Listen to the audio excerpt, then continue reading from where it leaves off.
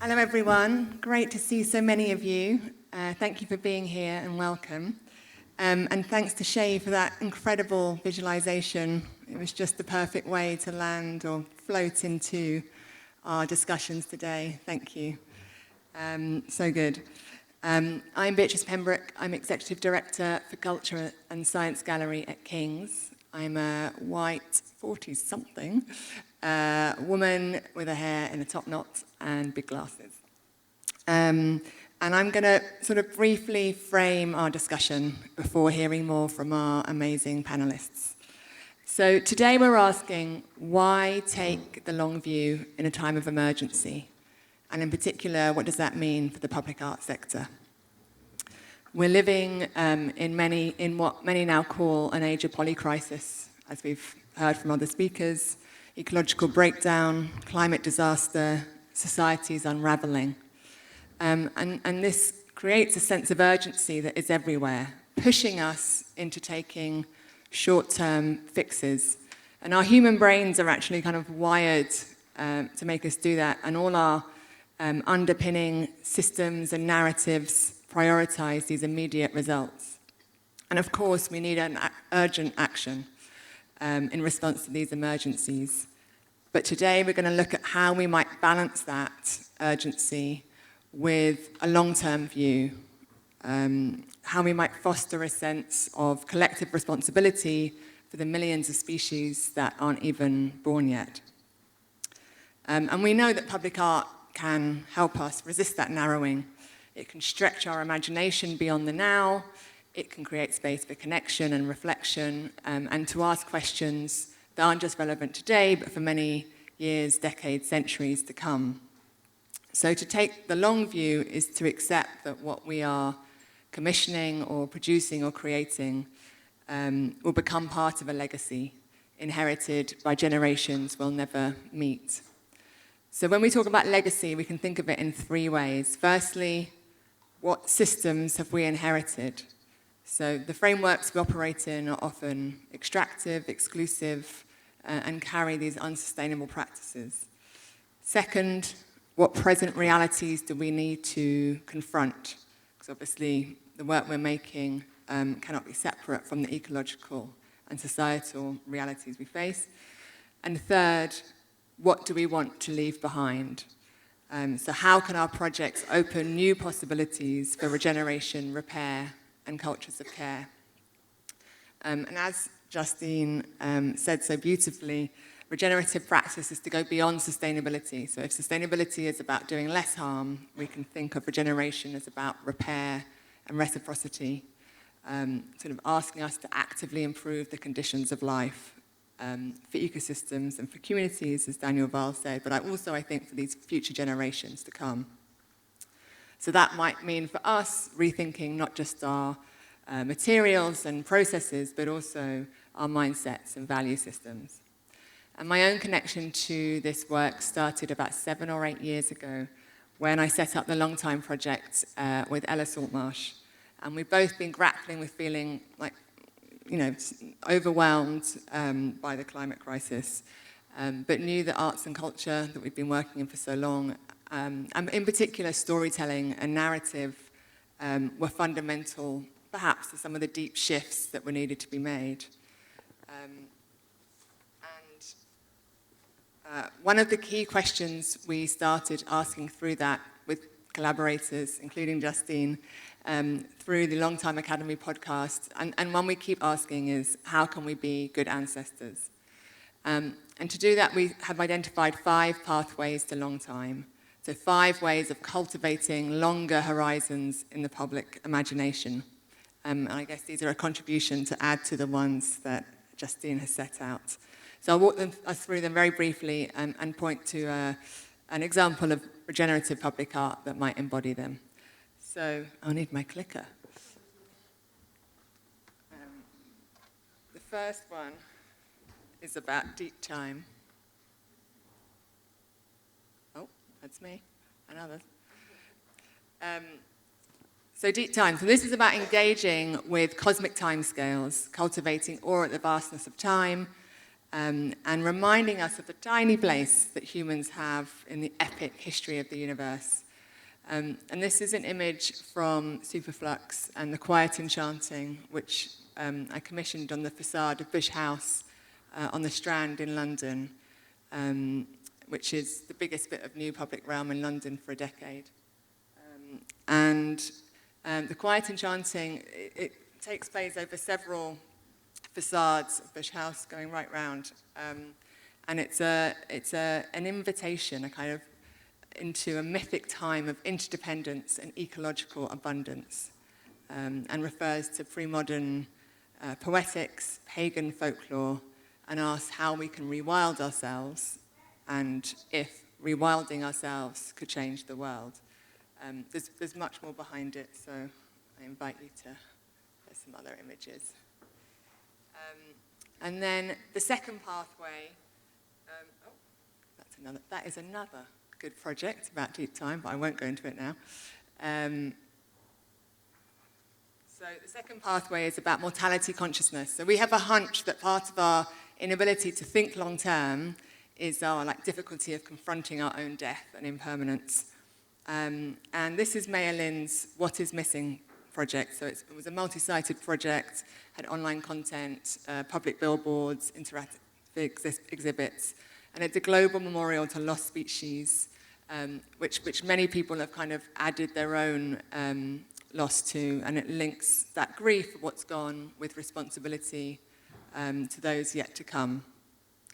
The third pathway is multi-generational emotions, so really kind of trying to cultivate care and empathy with those generations past and future. This is part of Katie Patterson's Future Library. So 100 authors contributed a new text that remain unread until 2114, when a forest, as we see here, planted in Norway in 2014, 100 years before, will be harvested to print the books. So it's a beautiful sort of 100-year artwork that connects us, or humans, sort of from future to future readers that they won't see. The fourth pathway is interconnected worldview, so recognizing our entanglement with the non-human world. And again, there's much we can learn from indigenous cultures who often have worldviews that foster these deep relationships with other species. There are so many beautiful examples of this, but I'm going to be cheeky and choose one that we were connected with, which is technically, is it a public art project? Some of you purists may not think so, but it's Right to the Deep by Emma Critchley, and it's an open letter and a contribution to the growing rights of nature movement, bringing together Pacific activists and scientists. And then the last one is, the fifth pathway is legacy stance. So asking ourselves, what do we want to leave behind? And this is an image from the Congolese Plantation Workers' Art League in Lusanga, whose land was seized generations ago for palm oil plantations by European companies, and whose labor was exploited. And they are now creating artworks sculpted in clay and reproduced in cacao in Europe, sort of reversing the flow of value. And the sale of these works fund the post-plantation, which is rewilding their exhausted land into agroforests. So 5 sort of suggestions of ways to think about how we might act with long-term responsibility and how public art can be part of this renewal. And as we turn now to the panelists, I invite you to hold the kind of practical processes in mind, but also the narrative shift we have to make. So how we shift our processes and our stories. So in order to become good ancestors, we may need to work on both. So come up, join me. So I'm really pleased to be joined by Duk Hee Jordan, the artist responsible for Bodies of Water and many other works that we'll hear about, and I think really the heart of this symposium. Mala Yamey, Curator for UP Projects, Alice Sharp, Artistic Director and founder of Invisible Dust, and Iman Datoo, artist from Radical Ecologies. So Duk Hee, can I start with you? And so your work on your beautiful artwork that I can't wait to see, that is so rich and embodies so many of the things that we've been talking about so far, but it's coming to completion with Snail on Me being launched in Wigan on Saturday. Can you tell us a bit more about these artworks and what you've learnt from the process about regenerative practice, particularly when it comes to integrating that more than human element? Yes, thank you for having me. And yeah, this project started a few years ago. I think like in general initiation was already 5 years ago, if I'm right. So another 3 years of implementation of the artwork. There were a lot of changes, and we did a lot of research about the material and what could have, or what does actually like a sculpture means in the public art. So do we make another monument for another monument? What does it mean to build sculptures itself as the material, because it's also everything what we use is in the world, and also somehow the engagement of the artwork. So for me it was really like this thought of, yeah, what can I contribute to this world in a more meaningful way, so that I'm not just like making another sculpture of like steel, but of course this is a sculpture made out of steel.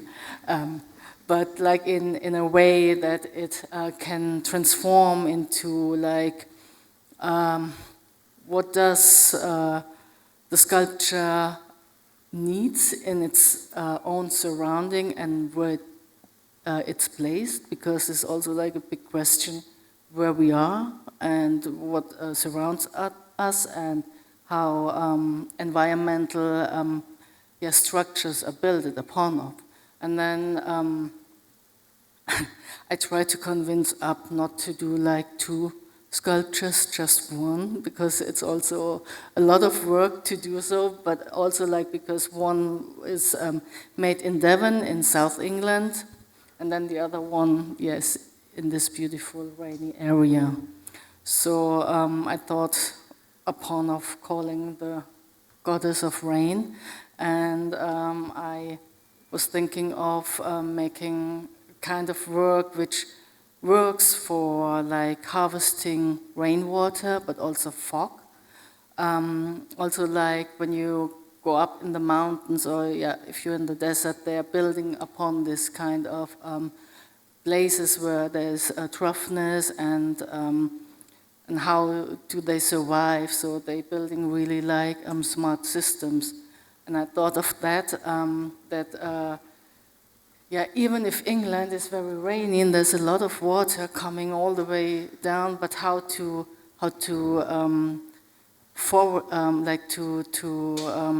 collect it, and also that we can use it, and then but then also in a way of like not only for humans, it's more like for the other beings. So in southern England, it was we created this work of this barnacle based on the coastal area, and the barnacle is always like a coastal marine indicator for environmental issues, and how also the sea is changing, so you can really read upon the barnacles what is changing. And then thought about the Roman concrete, because Roman concrete is really powerful, it's very old, it regenerates itself over the years. So like all the Roman concrete buildings we have, they regenerate itself.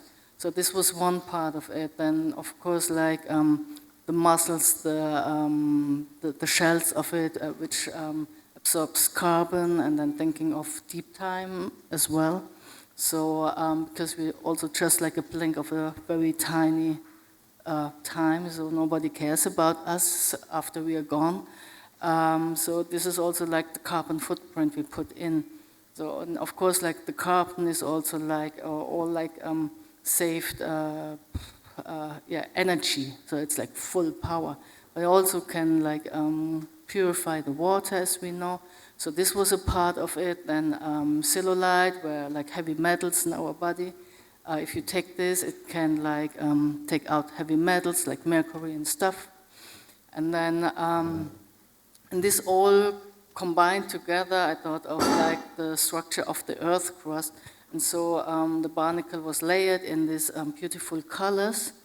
And it's like a symbol, or like also like purifying the gray water from the rain, because it's also polluted, goes into the barnacle and drops down on the slates and goes into the soil, and is basically like a source for the soil, for the bees, for the birds, and like, but not for the human. And then the other idea was like the same thing, like in Hay Hall. It's this beautiful woodlands, and I actually wanted to work with the swamp area, because you also have to generate or to keep it alive. You need to keep a swamp alive, otherwise it goes by over the time. And but then it didn't happen because there was too many policy of like vandalism stuff. And then I thought, okay, if I can't do that, then I do at least like build like a artificial natural pond into the walled garden, and then put a gigantic slug, because slugs are also like often seen as violators of the gardens, but of course they also just want to live and eat, and then of course what do? They eat. So, but in order to keep them away, there's like really this kind of horrible things, like cutting them in parts. And in the sea, actually, like if you would cut like a sea slug in half, so they would basically live further on, but not the one who live on land. And so I thought, like, we have to celebrate more these beings. And then it became a kind of like a mystical, sluggish being, where Popo, the goddess of rain, I made that up, of course, sitting on top, so it doesn't exist, like, but Popo does exist, like the Popo in Chinese mythology. It's like the goddess of the wind and forces, and the weather also itself. So the goddess of Popo will sit on the slug and will protect the weather of this area, and collects the rainwater. It drips into the artificial pond. And then with the community, like with Anna, she made like an incredible job of like getting all the ambassadors together, and like making the housing for the reptiles and for frogs and for other beings who can live in this pond. And this pond will be set up also as an edible landscape, and then this will also harvest the walled garden. So, and it's like, so this is kind of like a sculpture which I can live with, and hopefully the walled garden and Devon as well, because if you talk about like algorithm, so it has its own algorithm in a way of this digital time age where we live, but it generates it into the landscape. So it's something which for me makes it very meaningful, because normally, as an artist, you're invited to galleries, museums, and then you have to do whatever, like, make this and that, and then it's like, oh, okay. Well, okay, but like, and the other strength of like public artwork or doing something out of the space, it's for me the most important part to really try to make a change, and there is a change basically, because this is very meaningful. And then in the galleries, museums, biennials, it's like, for me, it's a world building. I can talk about the narration, storytelling, and talk about the issues, but I cannot really make a meaningful change. Especially in times where we live now, it's the only part where I can contribute back to where we live on. Beautiful, thank you. I can't wait to see it, but also how it evolves over time and changes.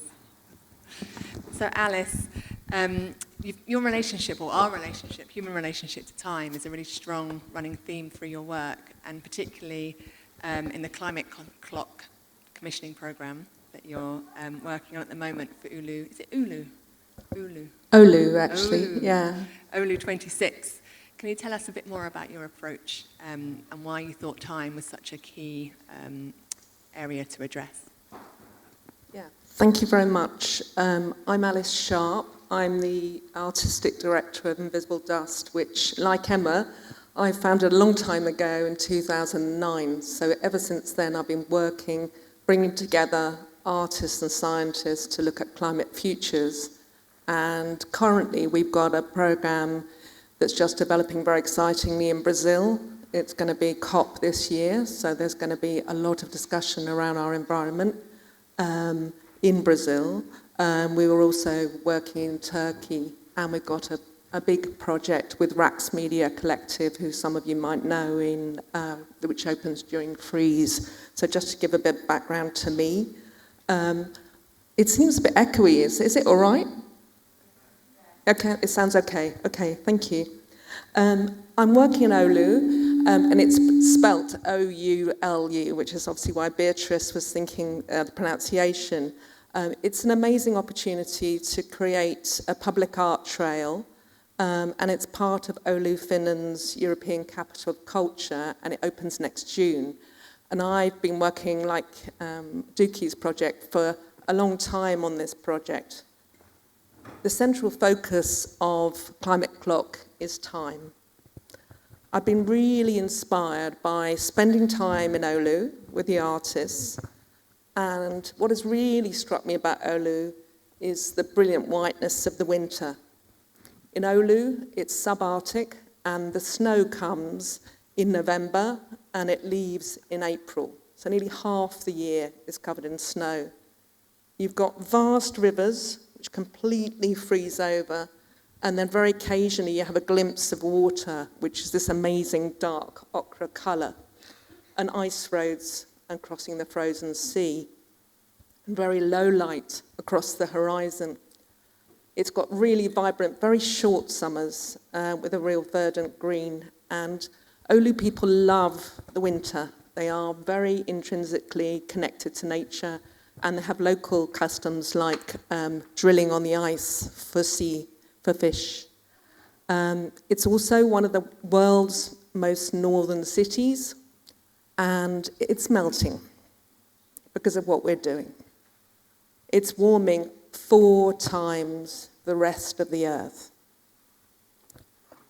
So when I started this project, I really wanted to respond and get artists to respond to this very important context.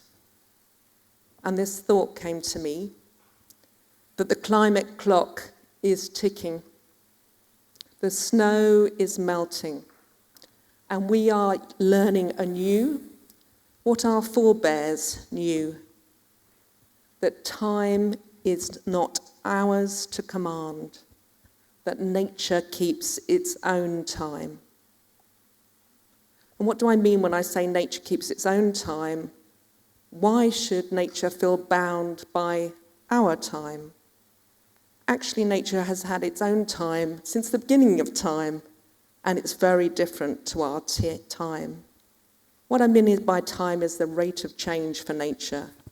And in Climate Clock, I paired each artist with a scientist to create a permanent public art trail around the Oulu region, reconnecting us to nature's time.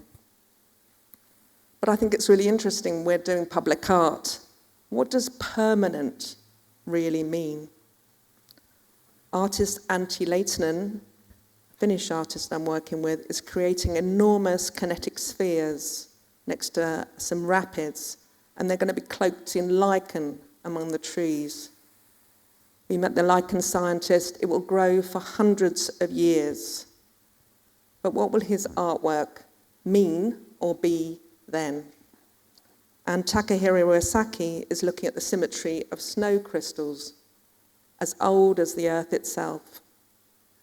And what about Superflex? They're building a sculpture, and is it ready for sea level rise? It's right next to a harbour. Tulliver and Oliver are also making their own clock with moments contributed by local people and scientists. And Gabriel Curry is exploring future climate risks and whether we're ready to take them. So why is this important to us here in the UK? The Arctic is nature's winter mirror to climate change. The Arctic repels those rays that are heating the planet. Its warming is changing the Earth's systems, and with it our seasons, our nature, and our pace. The sea level rise that we will experience around the world is caused by the Arctic melt. So the centre of what I do at Invisible Dust is to bring together art and science and new thinking to meet these challenges. And it's great with time, because art and science understand time in much more profound ways than the rest of our machine time world. At the moment, we account for time on our mobiles, our calendars. Some old-fashioned people like me have got watches.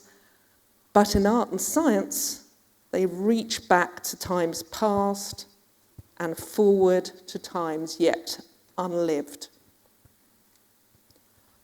Artists and scientists look at time in a very different way from our usual way of seeing time as a commodity. People like Duk Hee weave us back into a far older sense of time. Time as an unbroken thread and fabric which connects us to the natural world. And I'm also working with Ranti Bam, who had an amazing piece in Liverpool a couple of years ago in the churchyard, and she's holding Stone Age time in her contemporary ceramic vessels, which she creates through the ancient tradition of embracing clay. And many people here will know Rana Begum. She's working with me to connect the imagining of shapes of sea ice and how it feels to stand on vast Arctic glaciers. These enormous formations are thousands of years old, and you'll know what I'm going to say next. They are sliding towards the sea. The Arctic could be ice-free by summer 2040. So Climate Clock explores how we are forcing our notions of time onto nature, changing it and us. So I want to ask you, do you ever forget time? I remember when my father took his watch off on holiday. Is forgetting time the time when you feel most yourself? Our world is getting quicker. We stretch out for our phones, demand instant access to a vast array of moving and intricate decisions, creating lifestyles we're at odds with natural rhythms and cadences. So in Climate Clock, the artists are asking us to reconsider our fast-changing lifestyles and take time. And in so doing, understand the preciousness and necessity of living interconnected with the Earth's own natural clock. Can art create a moment of pause? Bob Dylan said, "The purpose of art is to stop time." I hope these artworks will, and give us a temporary sanctuary, like when my dad took off his watch, and where you can find a moment to think and feel. Thank you. Thank you.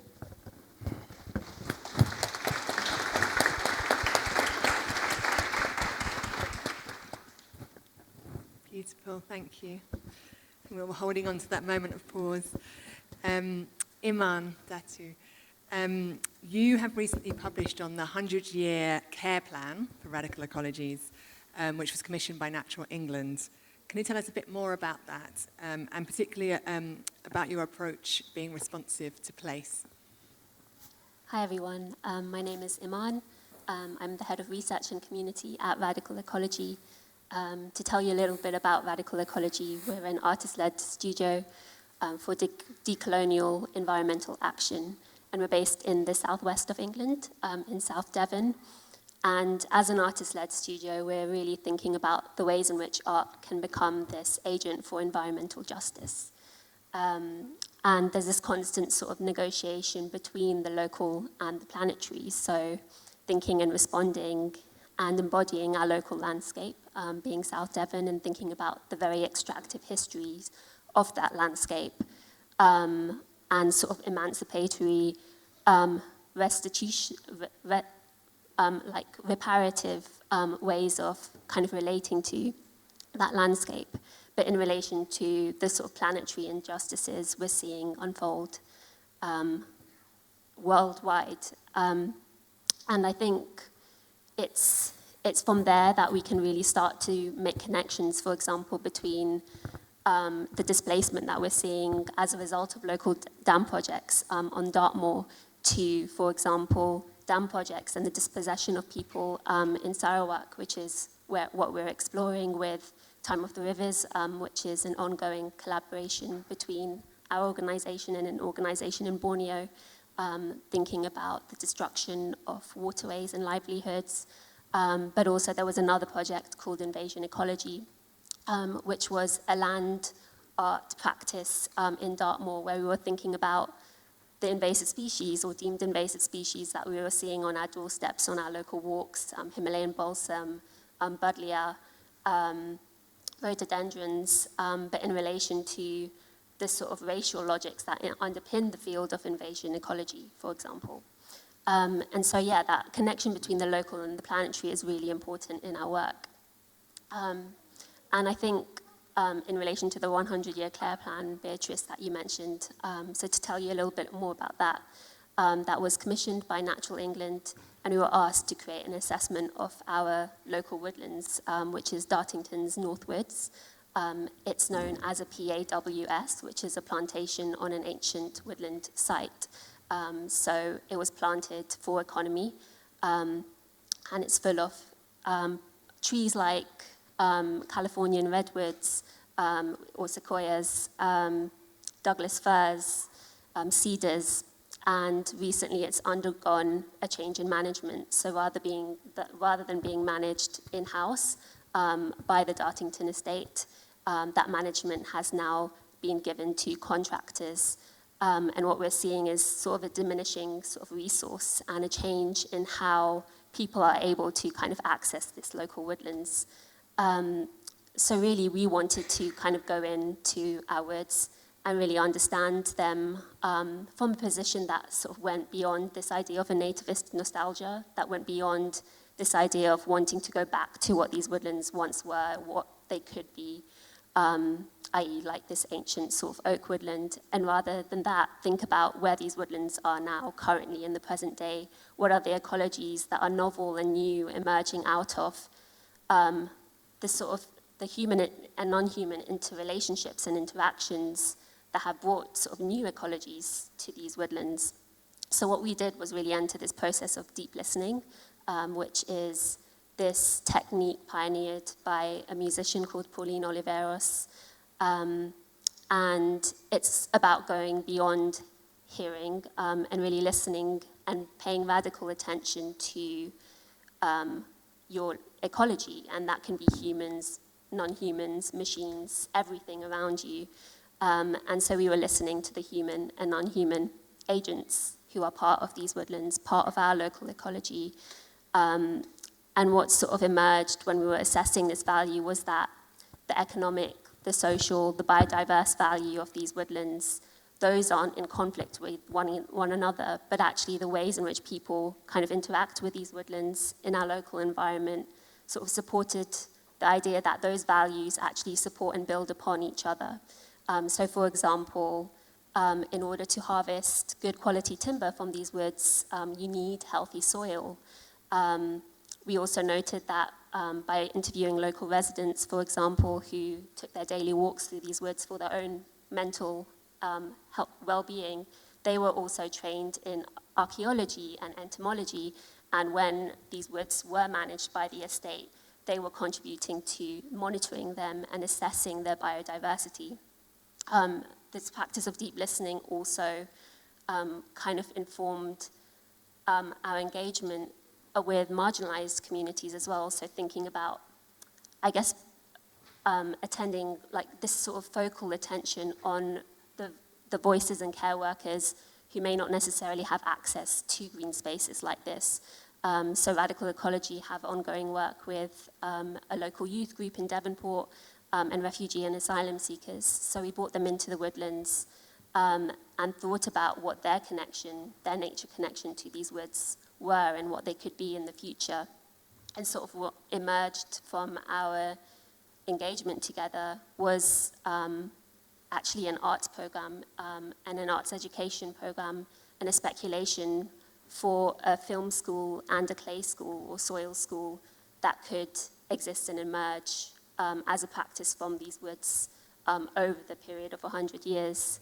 So I guess this idea of regenerative art practice and thinking through 100 years with this project sort of was the idea of like going beyond our own time on this earth and really thinking about the ways in which sort of we can bring about change that goes beyond our own personal time on this earth, but sort of changes our perception of time and our engagement with time into something that is participatory. Because as soon as you do that, as soon as you're thinking in the lifespan of 100 years, you're going beyond the kind of very real world struggles and systems that feel like they're tying you into a specific way of being in the world now, and you're able to sort of dismantle those, and you're able to think of new languages, lexicons, protocols, and ways of doing things.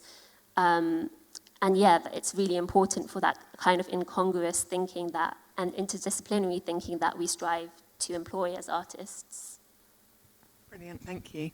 And the Natural England happy to think about commissioning on that really long-term basis, because that's often hard with funding organisation. It's interesting you talking, being part of this panel on regeneration and thinking about the evolution of that project, because initially the ambition was to sort of commission something longer term with an individual funding body, but there are so many constraints within that, and one of the things we notice as artists is kind of not being able to think about, not being able to think long term, or feeling like we struggle to do that because we don't have the funding that enables us to do that. But actually what has emerged, which is quite interesting, is through other pots of funding and through other projects, we are kind of taking an approach in Radical Ecology that is focusing on art education and brings in our local woodlands in a way that is more organic than what we originally sort of intended for. So my colleague Ashish, who is the director of the organisation, is running a film school, or starting a film school at the moment from the studio.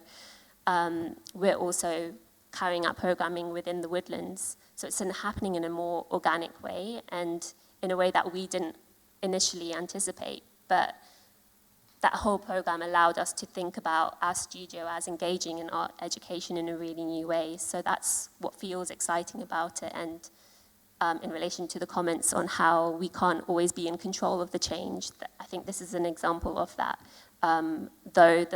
Though we speculated within this plan, and that speculation isn't what has happened exactly in reality, it's still informing our practice and methodology and approach long term.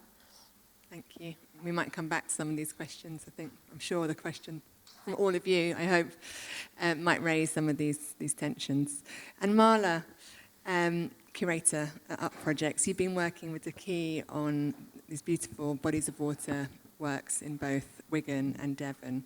Can you tell us a bit more about the social and cultural contribution of the project and how the two sculptures function ecologically?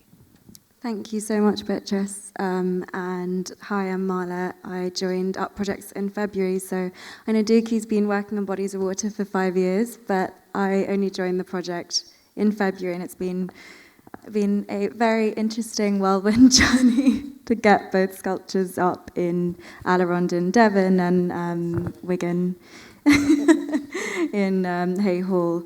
So I think Emma's briefly touched on this, as has Duk Hee, but I kind of want to delve into our community collaboration programs and the learning program that we've put together for Bodies of Water, because as both I feel Emma, Justine and Beatrice have touched on, regenerative practice is all about really being very locally rooted and about the communities who are there. So we're very fortunate to be working to Duk Hee, who's based in Berlin, but the way we've worked with local communities is working with local artists on the ground. So in Hay Hall, and Anna's been thanked, but thank her again, Anna FC Smith has done an amazing job working with a group of 5 community ambassadors. So I'm going to name them Karen Buckles, Marie Claire Canyon, Lee McStein, Ryan Millington and Fry Nakaniso since last year in June 2024. And they've been reflecting on Duk Hee's proposals for Snail on Me, the histories and the folklore of Hay Hall, and both the politics of water and water management locally. And these workshops have been a space to collectively devise and co-curate the commissions and events which, if any of you are joining us at Hay Hall this Saturday, will be a wonderful day of co-creation and community-led events which have all been devised and selected by the ambassadors themselves. The other thing that you might have seen in the earlier slides is all of the collages were actually made by the ambassadors at Hay Hall. And they've entered our brand identity, so they've really, really been involved in the project. And Duk Hee's kind of mentioned this earlier as well, that they've actually created the insect houses out of stoneware. So when you see the work at Hay Hall, which I hope you will, because it will be up for 5 years, you'll see that their legacy is really, really a huge part of the artwork, and the ideas have really gone back to Duk Hee as well as Duk Hee's ideas going to them. So it's been a really lovely flow, circular flow. At Alarond, we've had similar workshops, but not as durational an approach, but we've been working with local artists, Richard Irvine and Emma Welton, who have been leading intergenerational workshops around the ideas of I travelled 66 million years to be with you, and then you came, and the local issues of water management around the River Exe. The estuary of Rich is right by Alarond, which is a very contested estuary with a lot of issues around sewage and water cleanliness. So Richard Irvine, he led a dedicated workshop for pupils from Exeter Road Primary School and Ukrainian refugees East Devon in summer last year. And they were collectively building large water filtration vessels using natural materials from the site of Alarond to explore where our water comes from and its overall importance in our daily lives. Emma Welton joined us this year to draw on the water filtration capacities of the barnacles on Duk Hee's sculpture to produce a musical workshop singing to the River Exe at the launch of our sculpture in June. So it's been really fun working with local artists on this project to really bring Duk Hee's work into the spaces where they are. And so really by working with these local artists, we've really been able to draw on local materials and embedded community knowledge to really situate both commissions and the wider project at a really regenerative level. And hopefully that these, especially the ambassadors at Hay Hall, will kind of be this messengers to continue the spirit of this project, to really think about water and the ideas that Duk Hee has so amazingly put into these sculptures, which you'll see at the site. Similarly, I'll touch on the learning resource. So back to Anna, I hope she's in the room. Anna and our wonderful producer, Jack Newbury, have been working on a schools program and learning resource for Key Stage 2 to build awareness around water's environmental importance. And this resource is really drawn on Duk Hee's sculptures and the ideas. And it includes creative activities to explore water collection, preservation, and distribution of water through really hands-on learning. And using these resource activities, Anna, I feel she's getting lots of name drops, I hope she appreciates. And both Anna in Wigan and then an East Devon-based artist, Josh Lucas, will conduct workshops for local schools near Hay Hall and Alarond this school year. So a lot still going on while the sculptures are launching. And so really around the community and social part of this project, Bodies of Water really aims to encourage our communities and peers to respect water, its more than human inhabitants and surrounding biodiversity. And this is a belief that I really believe that, I said it twice, belief and ethic that the Wigan community ambassadors have truly embraced and practiced. And furthermore, really, it's the hope of the schools programme and the learning resource as well to encourage the decision makers of tomorrow to really view the politics of water and more than human relations as a really integral part of their worldview going forward. I think Duk Hee's kind of touched on the ecological function of the sculptures, but I will kind of touch on a little bit before we move on. So Duk Hee has an amazing ability to playfully articulate deeper narratives through humour and scientific and historical research that really draws attention to the politics of water management. And they have created these two site-specific sculptures, and as Duk Hee said, there's slugs, there's barnacles, and these are really underappreciated creatures that play a really crucial role in our watery ecosystems. So these sculptures actually do function in harvesting water, filtering it, and circulating rainwater, as well as providing habitats for wildlife at each site. So with the barnacles, this Roman concrete with the water filtration agents will actually clean the rainwater, and we're measuring that on site to see how the rainwater changes within the sculpture, but also is a habitat for these creatures. And I think there's a beautiful photo somewhere of a lovely little caterpillar on a barnacle. So we're hoping that they have been well appreciated by the wildlife of Alarond. And similarly, you'll see at Hay Hall, Snail on Me, we've got the two big slugs, and we've got a snail head. So slugs, as Duk Hee said, are garden pests, and we all try to get rid of them. We put poison down, which is not very nice, but actually they are really, really important and are crucial to kind of creating a garden kind of ecosystem. So as Duk Hee said, it's got a fine steel mesh, which attracts water particles, and then these water particles in the air will come down through the mesh, down through rain chains, down into this newly created wildlife pond, which is connected to, and will be connected to further, the drainage system and stormwater drainage of Hay Hall's walled garden. So the idea is the water collected through the sculpture will enter the water system of Hay Hall, but also there are these insect hotels, as we said, and there's stumpery, and there's rocks, and there will be a wonderful planting scheme by Sylvia, who's in the room, the head of horticulture at Hay Hall. And these will all form further kind of places for biodiversity and insects and frogs, and whoever wants to come and visit Duk Hee's slugs will be there. And so really regenerating the biodiversity of Hay Hall's walled garden through this new man-made wildlife pond and the insect hotels, as well as the stumpery, is something that really is about a point of legacy that we hope that Snail on Me will form at Hay Hall, and really coming back to the long-term view that Beatrice, you mentioned. But yeah, I'm sure we can touch on more of this. Brilliant, thank you. And that spirit of water has sort of run the whole way through this session, starting with Shay and reminding us that we're 60% made of water. But actually, before we turn to the audience, I wondered if you had any questions for each other. Otherwise, I can just keep going. But is there anything burning that you would like to ask each other? Okay, I'm going to do another one if no one has anything burning.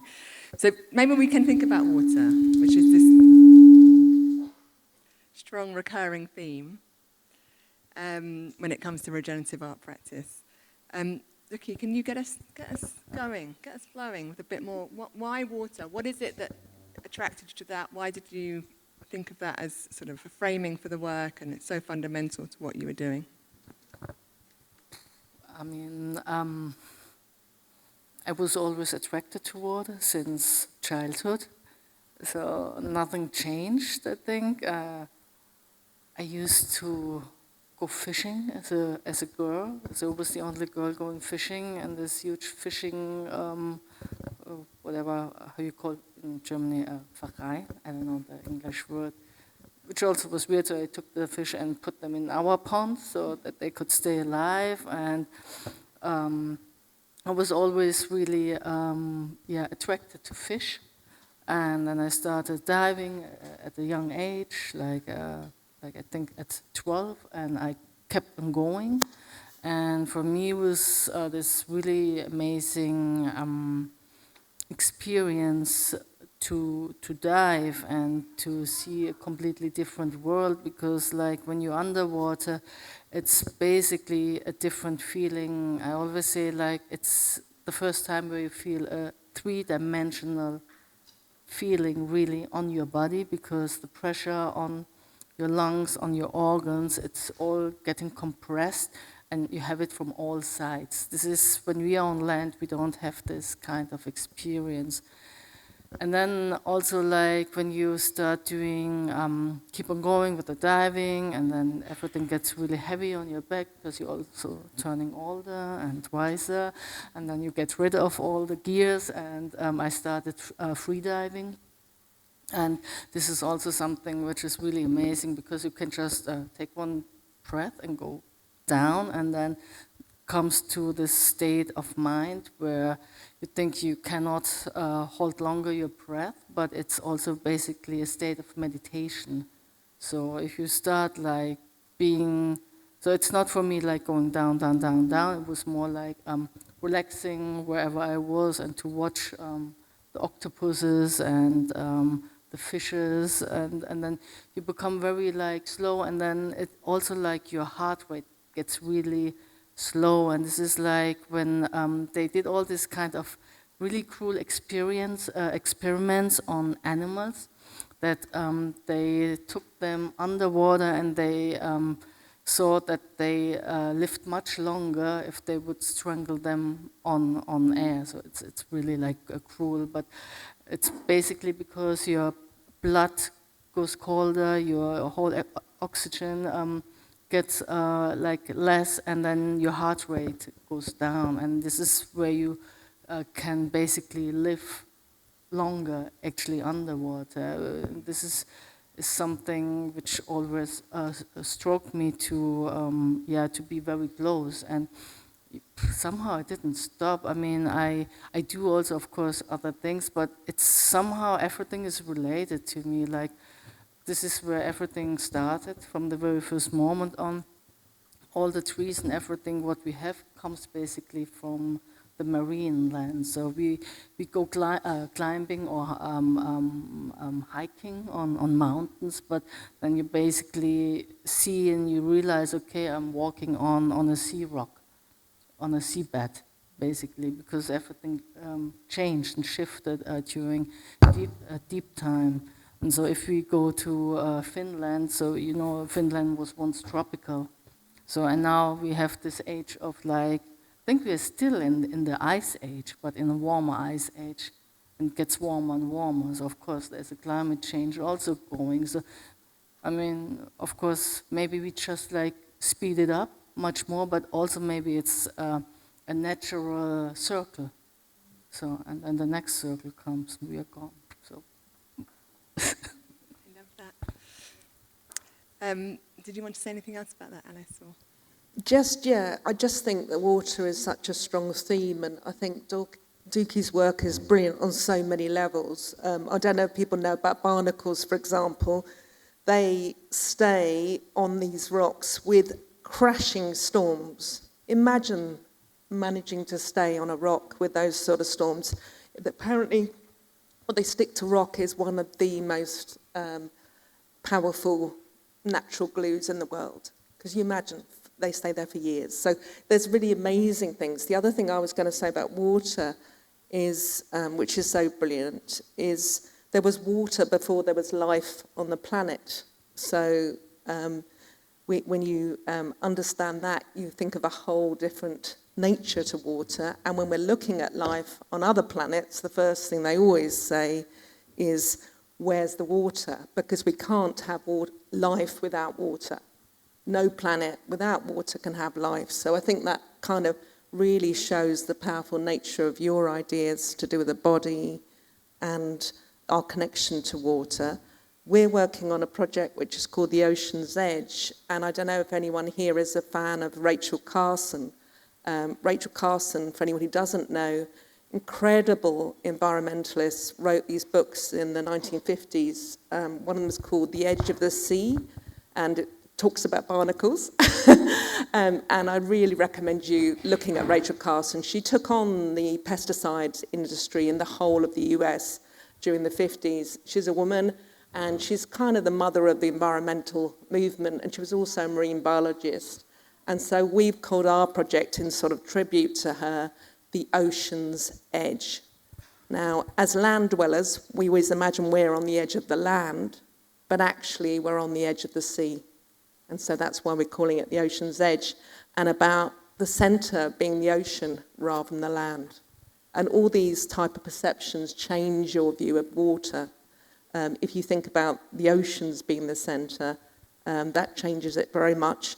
Another thing that happened with our project is that we're working with the Amazonian biannual during COP, and they said, well, yes, but what's the link between the Atlantic, which is your project, and what's happening in the Amazon?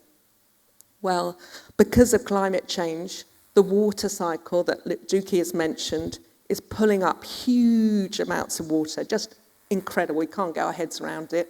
And that is falling on the Amazon. And if you look up the Amazon, there is flooding, there is landslides on top of all the deforestation. So the water in the sea has a massive influence on what's happening in the forest. So these kind of circles, I think, which you talked about, I think are wonderful. Standing on a mountain, but then thinking about the sea, I think it's wonderful ideas. Thank you. So I just want to shift now to think a bit more about our present reality and how we respond to it, particularly in the light of the growing use of artificial intelligence and other digital technologies that demand so much energy from the planet, and how we might harness that power of the digital, but also continue our regenerative practice. Iman, do you want to say a bit more about what you've been doing, Radical Ecologies, particularly with your low-carbon website and other tools? Yeah, sure. I mean, I think there's even some research looking into the sort of water consumption of AI technologies, which is quite interesting. But yeah, we've really been thinking about the ways in which we harness digital technologies. And before I was a permanent member of staff at Radical Ecology, I was commissioned to develop their low-carbon website, or our low-carbon website, which is essentially this digital hub to archive and act as this repository of the sort of work that we're doing, and so that it doesn't exist in this bubble of our locality, but actually speaks to some of those translocal connections that I was mentioning earlier. And so I started looking into sort of low-carbon digital technologies and ways of implementing low-carbon design. So that's from kind of the use of digital imagery and kind of sort of, a dithered imagery, which considerably reduces the file size, but then also thinking about hosting our website on a sort of static site rather than having a dynamic site, for example. But really it started to go beyond that idea of implementing these sort of low carbon strategies to actually starting to think about the internet as a space to play and changing our behaviors with the internet, our engagement and interaction with it. We're often told about like how we should kind of engage with the digital, like the way in which we use Instagram as an interface, for example, sort of informs this endless consumption of information rather than this attention to sort of lingering and staying a while with information. So I was really thinking about these sort of consumption patterns that sort of inform like the way in which we sort of take too much from a technology as well. So the website is structured as an archive in a way to sort of allow for lingering, allow for you to sort of consume and interact with the information on it in a way that invites you to stay a while and play and draw connections and take a moment. So really it's a chance to sort of change and shift your behavior with how you engage digitally. And it sort of went beyond, like, I guess, my personal thinking of like the opportunity costs that are sort of present when we're thinking about engaging with digital technologies. Like on the one hand, they're great for sort of creating those cross-national, cross-community interactions that can't like happen in physical locations all the time. But at the expense of sort of the internet being, if it were a nation, it would be like the 4th largest polluter in the world, which is like a staggering, it's a staggering statistic. But actually, like, if we are able to shift our behavior and we are able to take these practices of care that we center in ourselves and in sort of our real environments into the digital space, what can unfold from that? So I wonder with AI technology as well, like, instead of consuming the tools and being told how we should engage with that technology, what if we were to sort of take ownership of it and think about the ways in which it can actually inform those care practices? And it's something that I've only sort of just started thinking about, but I think it would be a really interesting avenue to explore further. Absolutely. Okay, I'm going to turn now to all of you. Have we got any questions that you would like to ask of the panelists? I feel like we've been doing a lot of talking. Anyone have any questions? This is your chance. Brilliant. Thank you. It's not really a question, but on AI, I think we should try and avoid it really, because I think it's really harmful to the environment, using so much water. You know, all the data centres they want to build.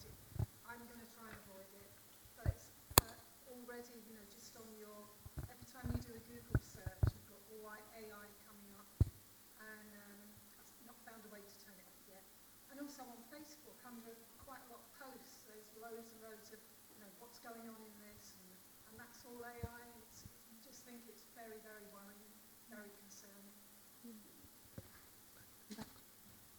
Yeah, I think that's a brilliant comment. I'm very pleased that you're mentioning that. I'm just developing a project which is about AI and women at the moment and how we see our environment, because I think it's very concerning that the people that are developing AI, which is our future, it is our future, are in the main very white men, mostly in America, but a few in places like China, but certainly women's voices are not happening with AI, and I think it's very, very concerning. The other thing is AI going to be put to good purpose, like Iman just mentioned? Is it going to be something which enables us to be more in line with nature and really connect and really go at nature's pace and all of these things? Because there is a lot of possibility for changing our behaviour in a positive way, or is it going to go into this very exploitative, advanced capitalism?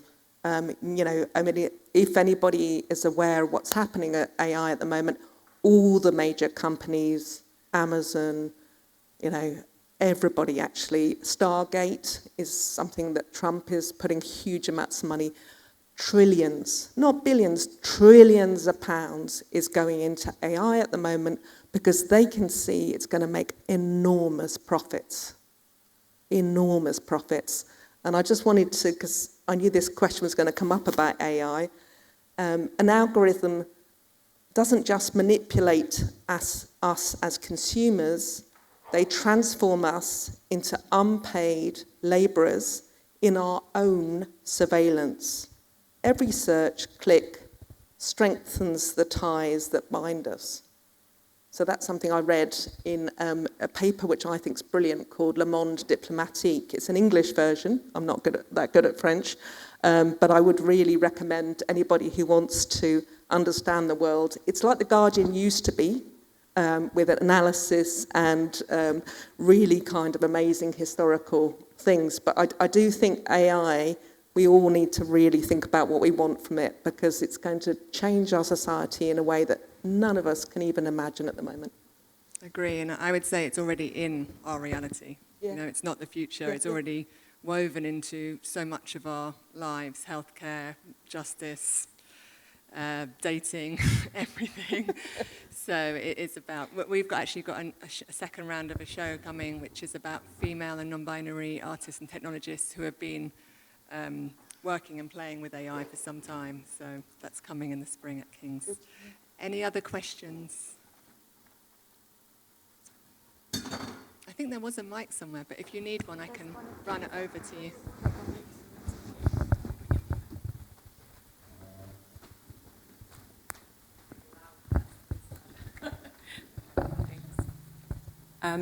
Hi, I'm Molly Stroyman. I'm a Climate Adaptation Officer for Lewisham Council.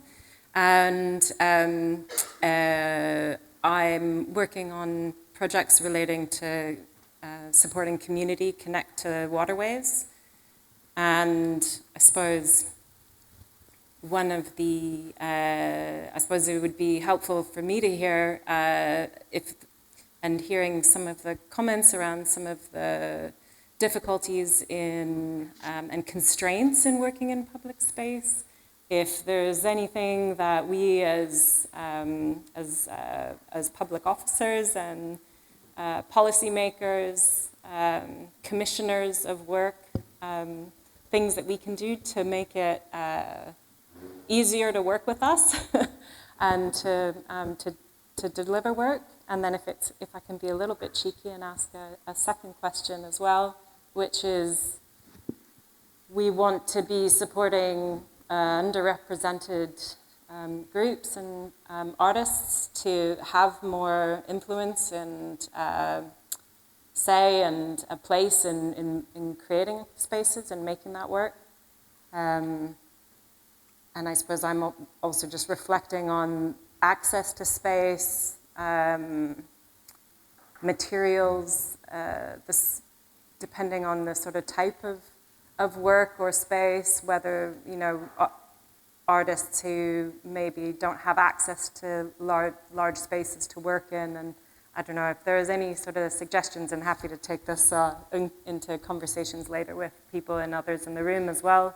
But ways of making that more equitable access as well would be really great to hear about from yourselves as people who've been working in this area. Thanks. Great, big fundamental questions. Any reflections? Sorry. Beyond the feedback.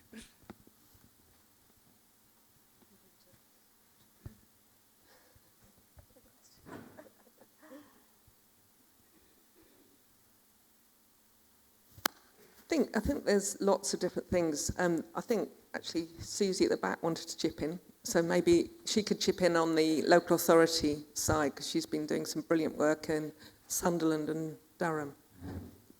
And maybe I'll chip in after that.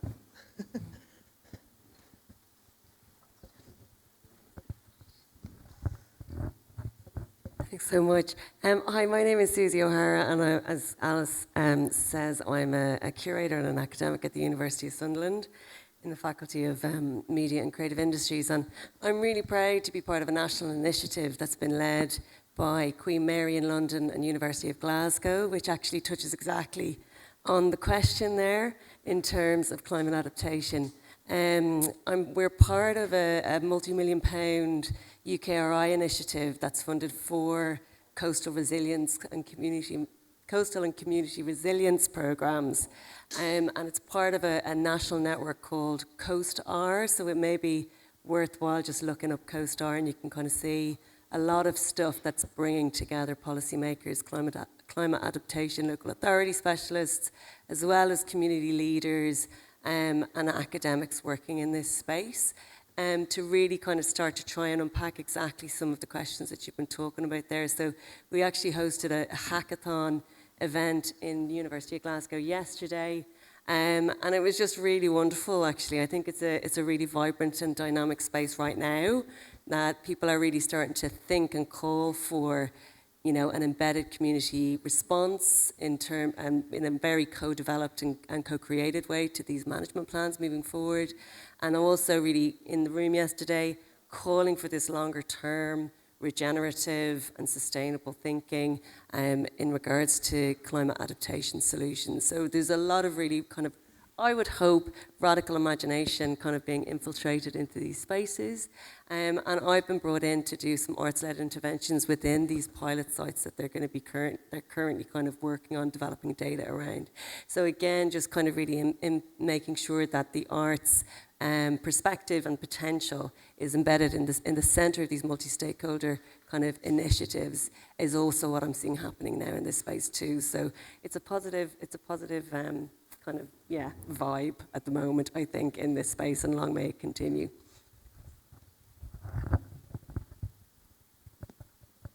Yeah, the underrepresented question that you ask is obviously fundamental to the arts and to our future.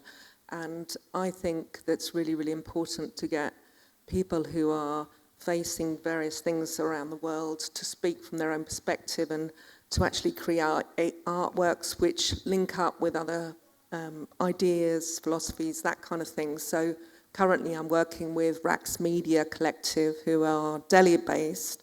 I've been working with them for about 2 years looking at the monsoon. So another watery connection. The monsoon is obviously shifting. It's shifting not only in India, which is like, you know, the biggest population in the world, but it's shifting right across Southeast Asia. And who better to look at a future of uncertainty than Rax Media Collective, which, if anyone knows them, are incredible philosophers, thinkers, in these huge times of uncertainty. So I would really recommend thinking about, in your area, those sort of big thinking artists who bring in these really imaginative solutions. And with Rax, we're doing an installation in London, which opens in the week of Freeze. I think it's the 15th or 14th of October. And just that opportunity to really bring in these, I mean, people are mentioning here the sort of decolonial approach, the thinking of how we can go forward when we've got such an unpredictable future. And wonderfully, and in fact, Mala worked with me previously with Rax Media Collective, and they talk about the monsoon as a constant friend, and they say, beautiful bit of text from Monica from Rax says, what was constant is no longer constant as a friend. What an amazing metaphor for something which is affecting so much of the population of the world now. So I think artists like that, who can think about things in this incredibly imaginative way, are really helping us understand these really substantial problems. And I just wanted to say, in terms of Justine, I wanted to really congratulate her in terms of this idea of regeneration. If you think about sustainability, sustain means continue. The difference with a regeneration is you co-evolve, you coexist. And I think that's a real fundamental that she's put into this symposium, and I just want to say thanks to her for that. Absolutely, and thank you. That is a perfect way to close, because I'm afraid we're at time. But I want to thank you, Alice, to Duk Hee, to Iman, to Maya. Thank you so much for all your reflections, and thank you all for listening and joining our conversation. I hope we can all carry that recollection of water within us. Think of those barnacles, think of your snails, and that incredible moment we had with Shay's visualization with the rain coming down. Thank you, and enjoy the rest of the day.